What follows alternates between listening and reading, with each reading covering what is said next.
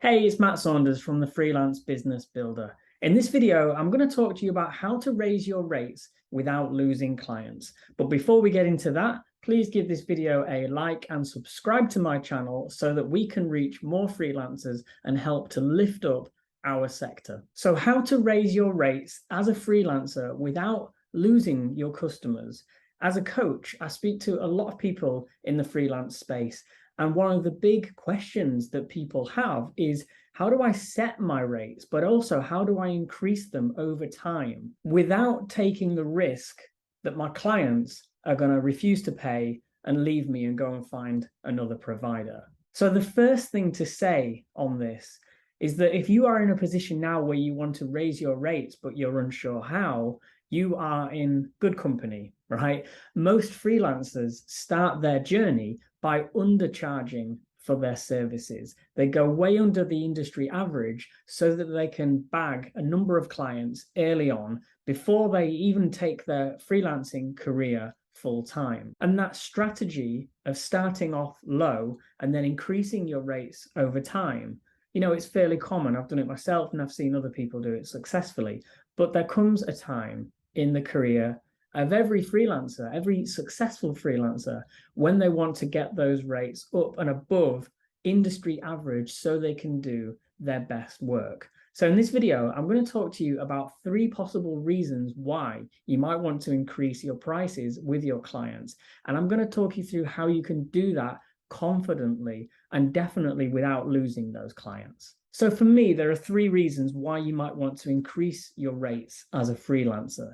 The first is the natural progression and the growth in confidence that you're going to feel as a service-based provider. If you started your freelance career undercharging, then you're just going to naturally want to increase those rates over time to bring them up to at least the industry average. So for whatever it is that you do, whether you're a designer or a writer or a programmer, there are people out there more than likely charging significantly more than you.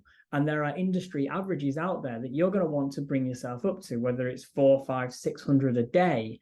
At the moment, you might be charging a lot less than that. So the first reason for increasing your rates is to at least bring yourself up to an expected industry average.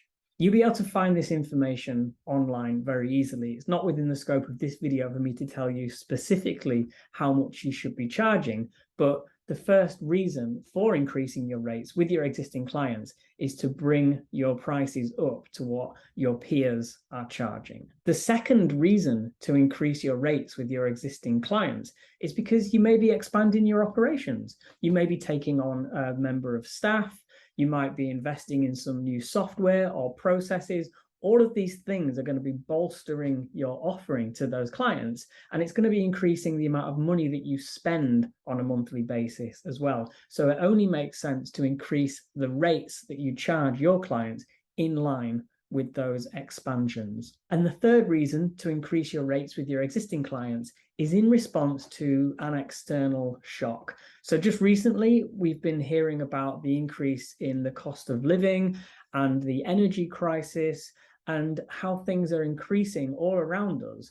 Now, a lot of businesses are putting up their prices as a result of that. And I think as a freelancer, if you're not increasing your rates in response to these externalities, then you're going to be seeing a real terms cut to your standard of living, to your income, right? So this is an opportunity to go back to your existing clients and just explain to them the situation. They're going to be aware of this. And then from that conversation, you can increase your rates comfortably. And so this leads me on to the second part of this video, which is how to increase your rates with your existing clients.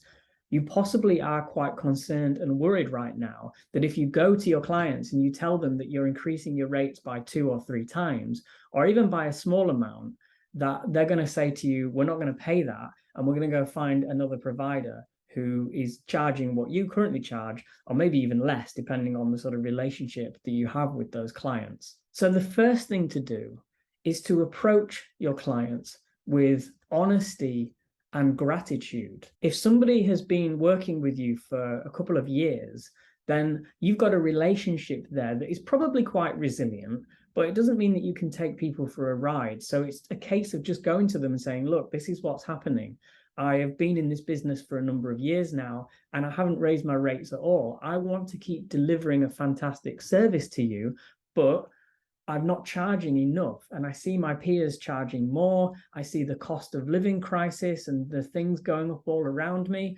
And these are the reasons why we need to increase what we charge you. So thank you for your business, and I look forward to continuing to support you. So honesty and gratitude go a long way in business because, again, as freelancers, we trade on trust. It's all about the relationship and the connection that we have with our clients. So always be honest and always be grateful. And the second thing to say on raising your rates without losing your existing clients is to always lean in to the benefits, to refresh and sort of use it as an opportunity to talk about the work that you do for that client and the results that your work enables for them. You're not just going to raise the rates for no reason whatsoever. There's going to be a reason behind it, as we've outlined a moment ago.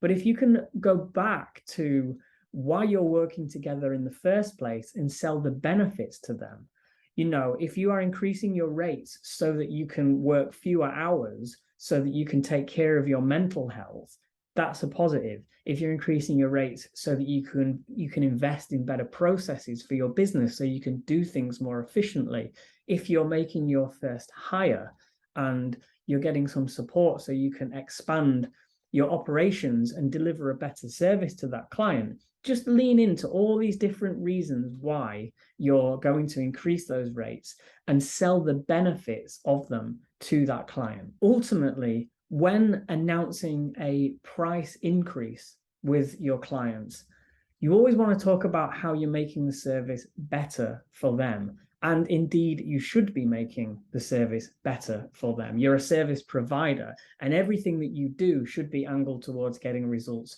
for those clients. So whenever you increase your prices, always link it to an improved service. But let's address the elephant in the room for a moment, right? Because when you increase your prices across the board of your clients, it is possible that some of those clients are going to be resistant to responding or accepting that pay increase, especially if they're a very small business that don't make a huge amount of money from the service that you provide.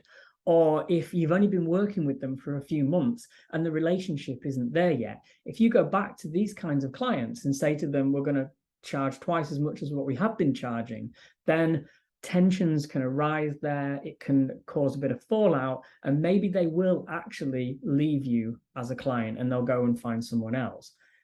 But what I want to say here is that actually this is a good thing, because as you grow as a person, as your business grows, as your confidence grows, as you expand what it is that you do for people and you get better at it, well, it only makes sense that you'll be taking on higher caliber and higher fee paying clients. The reality is that your clients should be growing as you grow.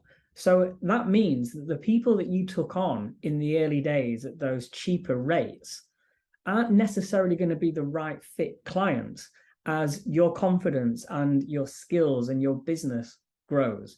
So if you do lose some clients as a result of increasing your pricing, you can see this as a positive thing, because what you can do is you can refer those clients on to another provider, which is just a nice thing to do anyway. But crucially, this will be making space in your business to take on clients who are at that higher level that you are now at.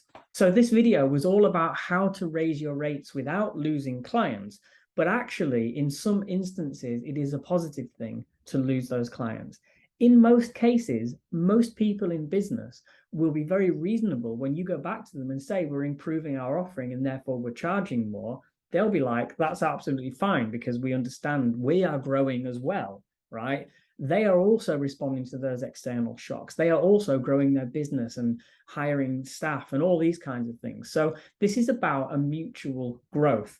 And if a client is not growing with you, then it is probably best to let them go. So I hope this video was helpful. Let me know in the comments. And if you like the video, give me a like and subscribe to the channel. If you're interested in building your freelance business, check out a link to my course, The Freelance Business Builder, which you'll find in the description of this video. And if you're tempted to enroll, you will be able to get 20% off using the voucher code that you'll also find in the description. Thank you for watching, and I'll see you in the next video.